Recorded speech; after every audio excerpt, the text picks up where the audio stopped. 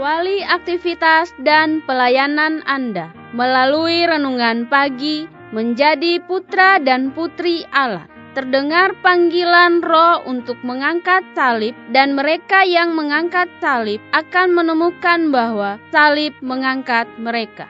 Dituliskan oleh Ellen G. White bersama Pendeta Denny Kanajo. Selamat mendengarkan. Shalom, salam sejahtera untuk para pendengar dimanapun Anda berada saat ini. Kita berjumpa kembali dalam mendengarkan firman Tuhan melalui audio renungan pagi. Pada tanggal 19 Juni 2021 dengan judul Dengan Rekreasi yang Menghasilkan Sukacita. Sebelum kita melanjutkan bacaan renungan kita pada saat ini, saya mengajak semua para pendengar yang setia untuk berdoa. Bapa di sorga, terima kasih karena begitu besar kasih dan rahmat Tuhan bagi kehidupan kami, lebih khusus sepanjang malam di dalam tidur kami. Hingga tiba pada pagi hari ini, kami dibangunkan dengan tubuh sehat dan segar. Sebelum kami melakukan segala tugas aktivitas pelayanan pekerjaan kami sepanjang hari ini, kami rindu untuk mendengarkan kebenaran firman Tuhan.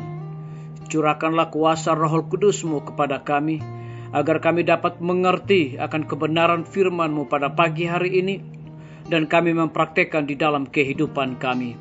Terima kasih Tuhan Yesus, ampuni kami Bapa, karena kami sudah berdoa.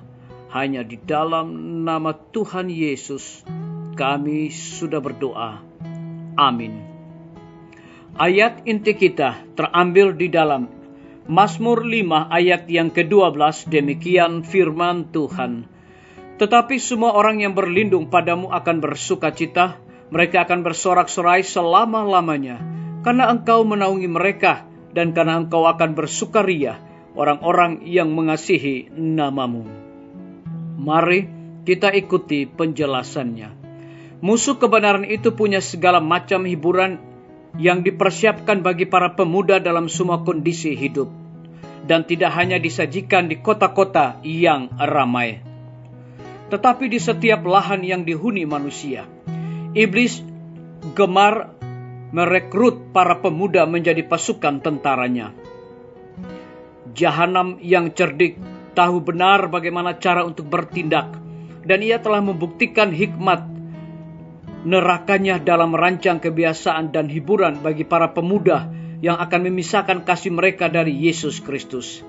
Sekiranya Kristus datang di antara perhimpunan yang asik dalam permainan dan kesukaan mereka yang sia-sia, akan kedengarakah lagu yang hikmat dari suaranya dalam ungkapan berkat mengatakan, damai sejahtera bagi rumah ini.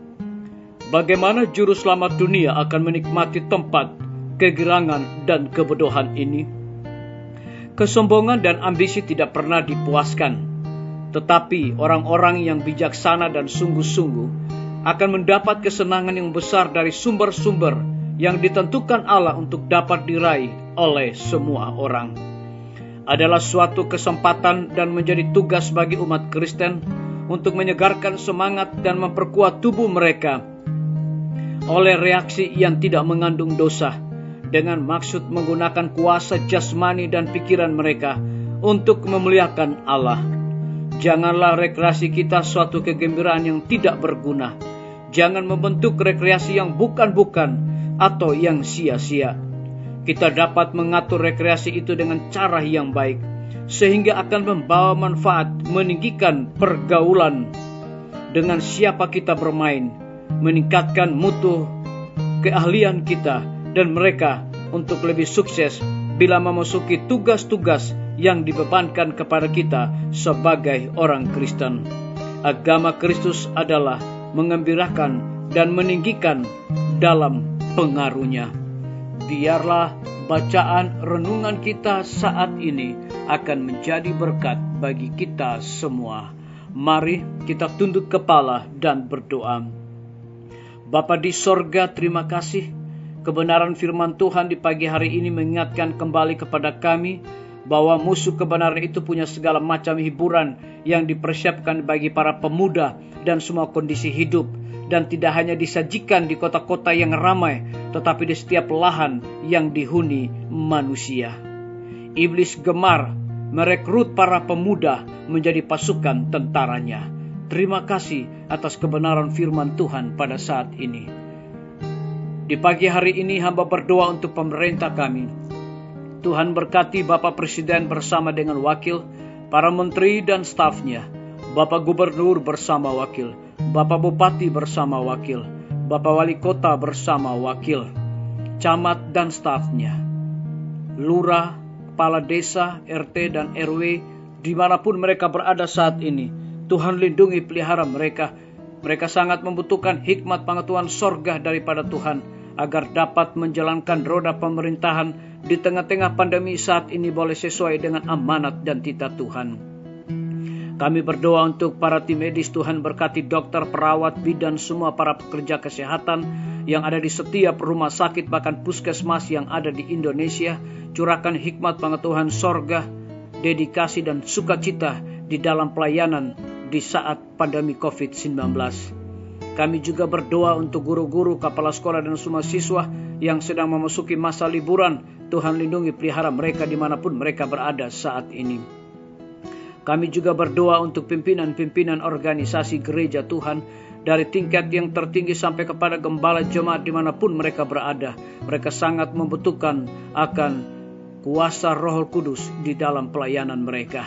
Kami juga berdoa untuk TNI, Polri, PNS, wira swasta, petani, pedagang, nelayan, tukang grab, dan saudara-saudara kami yang ada di dalam penjara.